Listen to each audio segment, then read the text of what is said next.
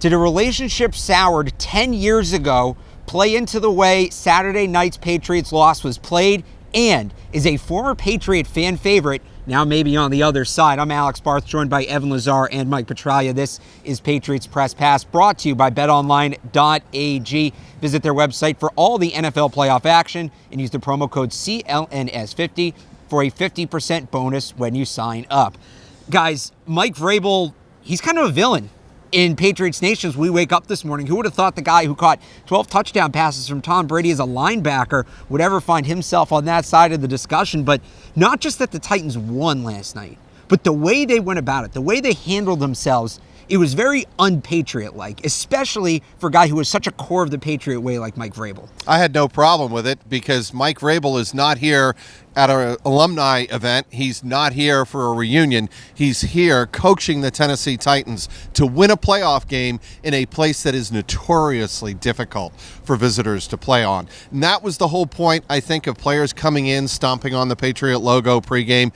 Some fans are going to say that's classless, but it is one way of symbolically trying to stamp out the Patriot mystique. And Mike Vrabel, I said this in the week leading up, he knows what it is like to play here in the playoffs and what the Patriots try to do to the opponent, and he was all about preparing his team to fight it.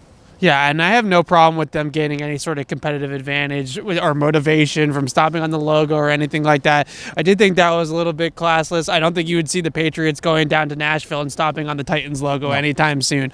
With that said, from the very offset of this week, Mike Vrabel has done everything in his power to distance himself from the Patriots organization now as the head coach of the Tennessee Titans, which is not much of a surprise. But even going back to his conference call with Patriots reporters earlier in the week, a lot of busting chops back and forth with Tom Brady, with Bill Belichick, with the whole lot, and really kind of distancing himself, saying that he hasn't received a check from the Patriots since 2008, talking a little bit and hinting a little bit about the ending, about how he got traded by the Patriots and how that all went down. So I don't think there is any love lost really between Mike Vrabel and Bill Belichick, even though they seem to have a good enough working relationship to hold joint practices and things like that together. I don't think that these two are going to sit down and have dinner anytime soon or anything like that. And I do think that now Mike Vrabel, for a lot of Patriots fans, just looking at reactions from last night, a lot of Patriots fans, I think, feel that they don't really have a lot of love for Mike Vrabel anymore, despite what he did when he was a player here.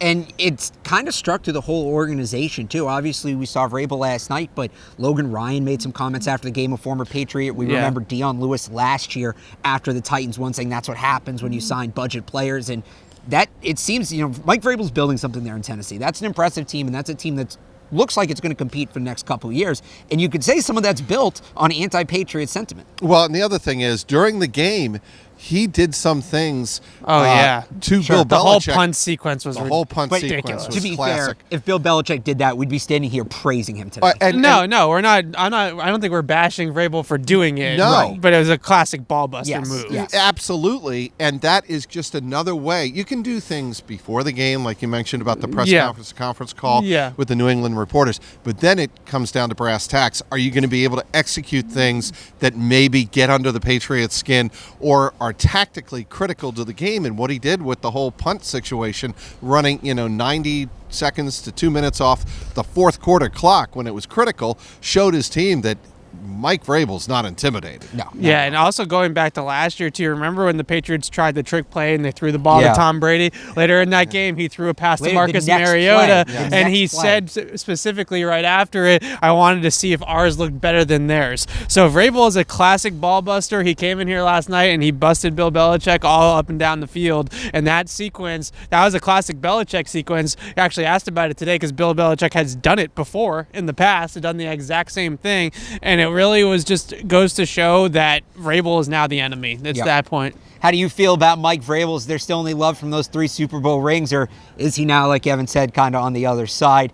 For more Patriots coverage as we get into the offseason, make sure you follow us online at CLNSmedia.com and on Twitter at PatriotsCLNS. This edition of Patriots Press Pass has been brought to you by betonline.ag. Visit their website and use the promo code CLNS50 for a 50% welcome bonus. With the Patriots Press Pass from Gillette Stadium, for Mike Petraglia and Evan Lazar, I'm Alex Barth.